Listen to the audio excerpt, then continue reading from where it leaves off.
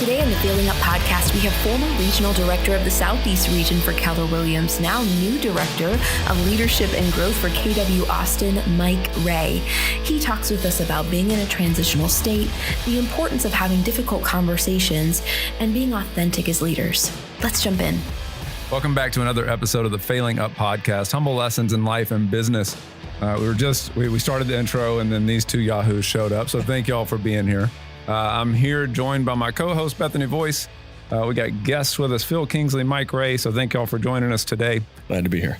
We are in Austin, Texas, right? You two literally just got off the plane. Here. Right? Yes. Yeah. So welcome. Glad to have you. So Mike, tell us a little bit about yourself. You're our guest here. We want to make sure we introduce you and let everybody know who you are. So I'm kind of, at this point for a podcast, I'm kind of in a transitional state. So I'm still the official regional director of the Southeast region of Keller Williams. And I'm also the new director of leadership and growth for KW Austin, which is a group of market centers here in Austin, Texas. And I'm doing both roles, at least through the end of this month that we're recording in. Well, we already missed Keeping you. us busy. Already missed you in the Southeast. With regional directors, you never quite know what you're going to get. That is a fair statement. And Yeah. so when you stepped into the role, I was grateful at how quickly you warmed up and really went to bat for us, right? I always felt like you were in our corner. Well, thank you. So if I have a problem, I'm still calling you. Call me anytime. That's right. Yeah. So we're talking about failure today. Real quick, though, for our audience and people listening, Bethany, you want to introduce yourself real quick? Yeah, I'm Bethany Vooys. I'm the Vice President of Strategic Development for Level 8 Platform, which is a agent service company that focuses on helping business owners scale. And I'm excited to be here doing this podcast again. I'm excited. I came up with our elevator pitch. Yeah. What is it's just, we're leverage. Leverage. That's right. It's just simple, right? I know. I was Leverage, going to say, leverage. we just solve all your problems, but I like yours better. That's right. That's pretty good. Mr. Phil? Yes. You want to introduce yourself, brother? I will. Yes. I'm Phil Kingsley. I'm the CEO for the Huffaker Group, which we are an expansion organization there in the Southeast, and the CEO for SalesFox, which is a coaching and consulting organization within Level 8. Awesome. Well, Glad thank to you be guys here. for being here. Yep, we appreciate that. So, Mike, let's hop in. This podcast is about failing, right? And we've done a lot of podcasts, or we listen to a lot of podcasts about people's success and all the the end zone dances. But we wanted to kind of take a different approach, and really, we know that we fell our way to success, right? That the failure is a process. So, when you think about failure, what does that mean to you?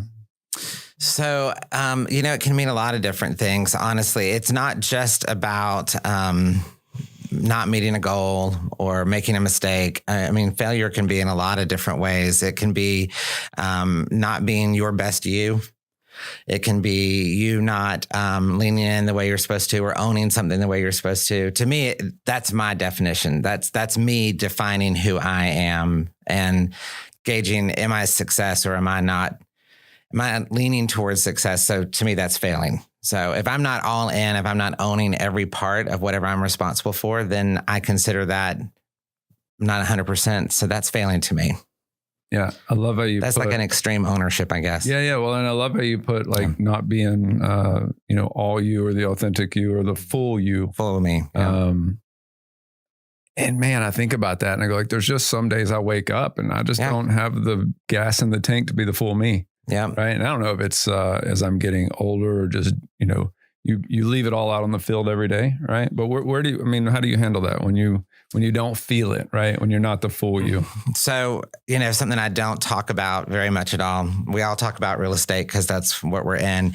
But where it shows up sometimes in your personal life is where you feel it the most. Yeah. And I have very rarely spoken about this, but in the last few years, I've gone through a divorce. And that's a very personal thing. Sure.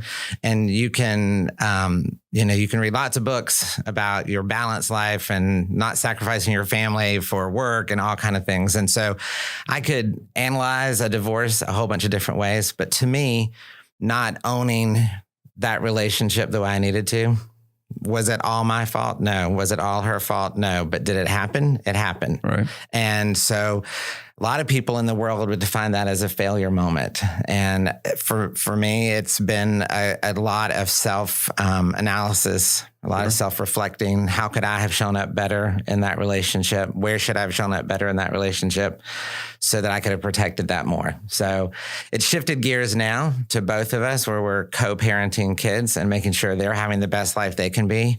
But that's a personal example of where I would see it not showing up, where I was not 100% who I needed to be. Well, and I'm sorry you had to go through that. I know that's not easy. It's challenging in our world to make it when I know for me, even if I'm just I hope y'all know this, but sometimes spouses argue. Yeah. And No just way. when I'm in a dispute, when my wife is telling me that I'm wrong, is more or less. And when she's right. And she is right. Let's be honest. That's right. But when that's going on in my world, it's really difficult for me to be all in on other things, right? Yeah. And I think a lot of times it can be very personal or it can be the professional side, but it's the idea of not leaning in to the relationship, having the hard conversations, the fierce conversations so that you can move beyond it.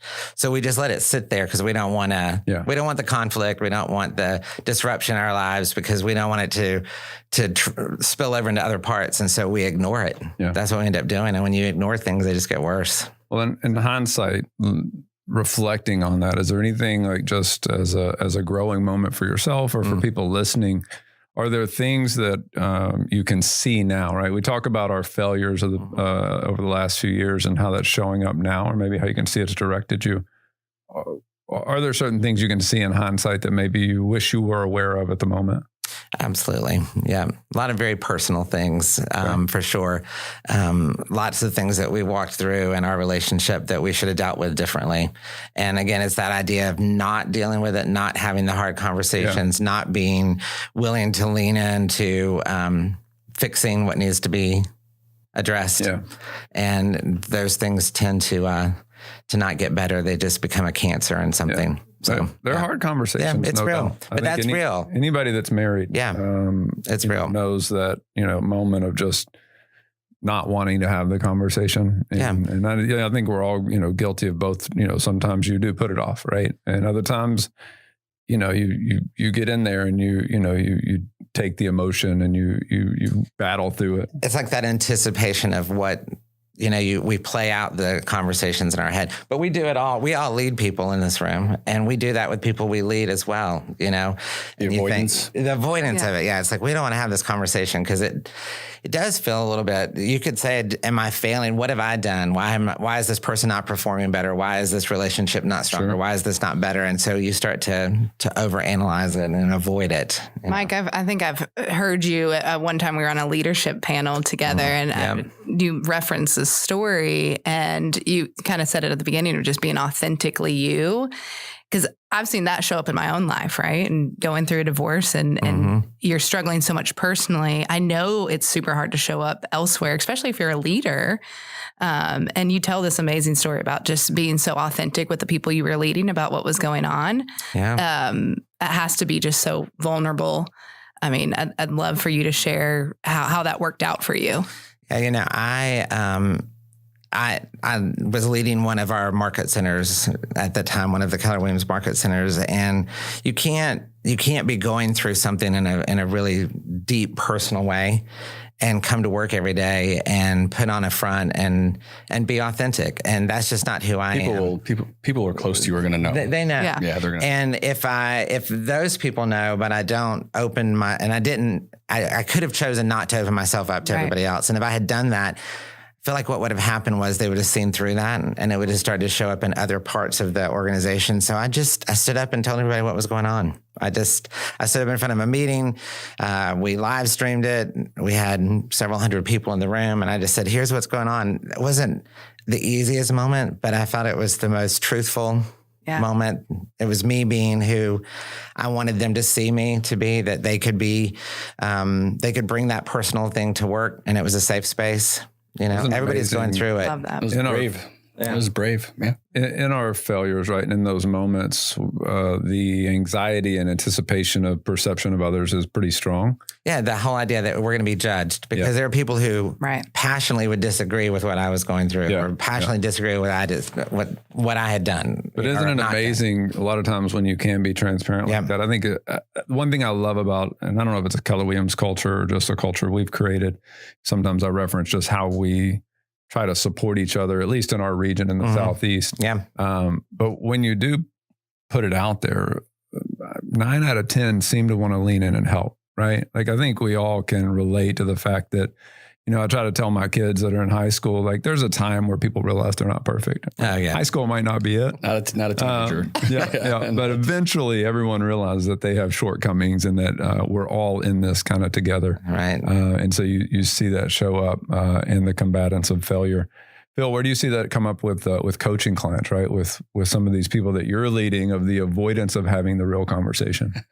Well, I'd say this, coming back to those days when you don't want to show up, right? Or you don't feel like you can give everything. I heard something recently on a mindset that we did, and we do it every morning, but it stuck out to me where, like, for instance, if you don't want to go to the gym or you're not 100%, but you go in and you give 10%, it's better than not showing up. Yeah. Right. So you're always moving, you're rolling the ball forward. That essentially, 1% right? better every day. Yeah. So I think the problem for us as leaders is the impact that we have on those around us when we're only at 10% and we're trying to do everything that we can and it just doesn't come off well. So I think that's the challenge. But in terms of in my world and in coaching, the avoidance of some of those tougher conversations, it really does come back to the people, right?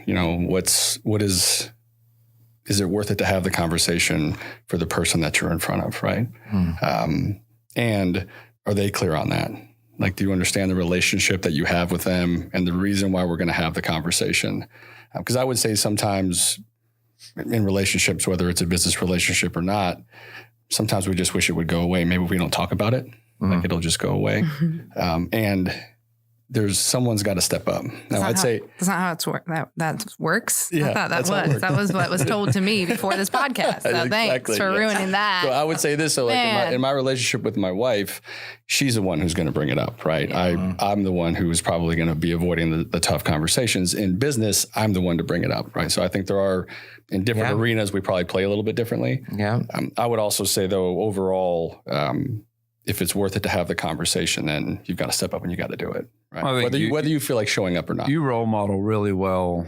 To me, leadership is showing up every day, and that it's not actually doing something, but actually being really authentic every single day and making it an environment, because the good stuff happens in the real conversations, right? And I think we have clients and as leaders, it's easier from the outside to hear that rhetoric and identify it. Versus myself, I will tell myself stories in order to justify not having a conversation, right, or not doing something. And so it's that as leaders, one of the real keys, in my opinion, is showing up every single day and being willing to not let that just sit there, right? When you see it, being willing to have the conversation if it's appropriate. There's other times, I think, where we allow the rhetoric to happen because maybe there's other things going on. And maybe sometimes the story is a safe space for someone, right? Yeah, but letting people know that you're having a 10% day is okay too. I struggle with that. But just saying, you know what, Bethany, today I'm just not in a good space. I know we need to have this conversation. Right. I know you need this from me, and I can't do this today.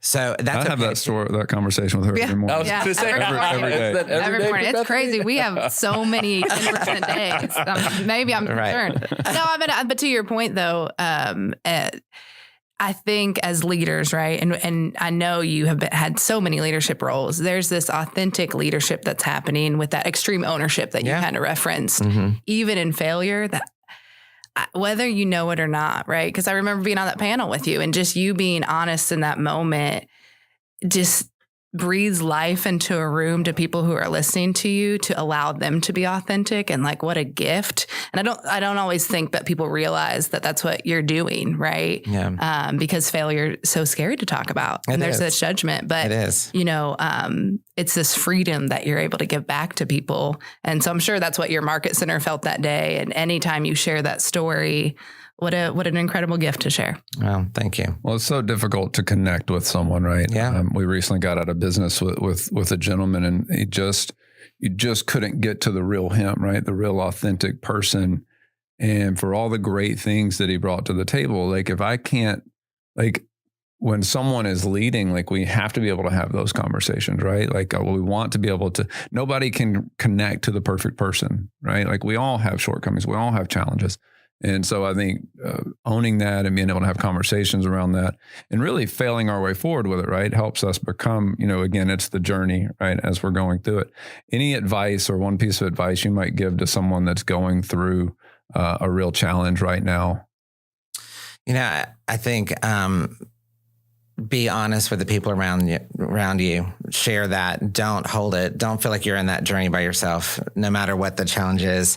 If you're dealing with a difficult staff member or a team member, share with somebody outside of your organization, get some advice, but talk about it. Don't hold it in. Don't try to walk through the challenge and the battle on your own. That's a terrible place to be. Yeah, it's exhausting, right? It is exhausting. And then you end up, it ends up coming out in other ways. I mean, it'll show up in other places.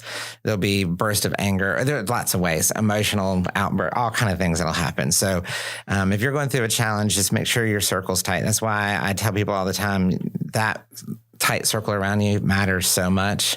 You got to have those people, and in challenging moment, that's where you really see the strength of your community. All right, so wrap us up here. Let's fast forward. I love to ask this question. You're at the end of your days, and you're looking back on your life. What right now do you believe is going to be your biggest regret? Biggest regret. I wish I had. I wish I'd started in the real estate journey of my life sooner. That's a regret. Right. I knew it was something I was interested in. I was in a different career field, and I wish I'd done it sooner. I think from a wealth building standpoint, from the knowledge that I've gained from this industry, I would be in a much different place at this point in my life. That's probably my biggest thing. I wish I had done this sooner. All right. Yeah. I love that because I always believe not, it won't be probably a major regret, but like I've always loved new construction. Yeah. I've always loved building, and I'll build some houses here and there, but I'm not actually the one building them, right? And I think I would have loved that path. But it's like Jay and Gary talk about, right? Like, it doesn't matter who you are, how much money you have, you'll never be able to do it all, right? And so you kind of have to pick your paths or whatever. Yeah. Mike, thanks for joining us. Thanks for sharing with us. Great. Thanks, Mike. Appreciate y'all.